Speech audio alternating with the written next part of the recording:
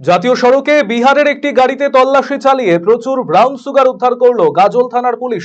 জানা গিয়েছে জাতীয় সড়ক ধরেই পাচার করা হচ্ছিল লক্ষাধিক টাকার ব্রাউন সুগার। গোপন সূত্রে খবর পেয়ে গাজলের কদুবাড়ি মোড় এলাকায় 34 নম্বর জাতীয় সড়কে সন্দেহজনক বিহারের একটি গাড়িকে চিহ্নিত করে তারা। সেই গাড়িতে তল্লাশি চালালে উদ্ধার হয় 513 গ্রাম ব্রাউন সুগার, যার আনুমানিক বাজার মূল্য কয়েক লক্ষ টাকা। এই ঘটনায় গ্রেপ্তার করা হয়েছে দুজনকে, যার মধ্যে রয়েছে একজন নাবালক। ধৃত দুজনের নাম রাহুল কুমার বয়স 25 এবং ছোট্টু কুমার বয়স 15 বছর। ধৃত দুজনের বাড়ি বিহারের তেত্রি এলাকায়। উদ্ধার হওয়া নিষিদ্ধ মাদকগুলি মালদা থেকে বিহারের উদ্দেশ্যে পাচারের জন্য নিয়ে যাওয়া হচ্ছিল। অভিযুক্ত দুজনকে গ্রেপ্তারের পাশাপাশি পাচারের কাজে ব্যবহৃত গাড়িটিকেও আটক করেছে পুলিশ।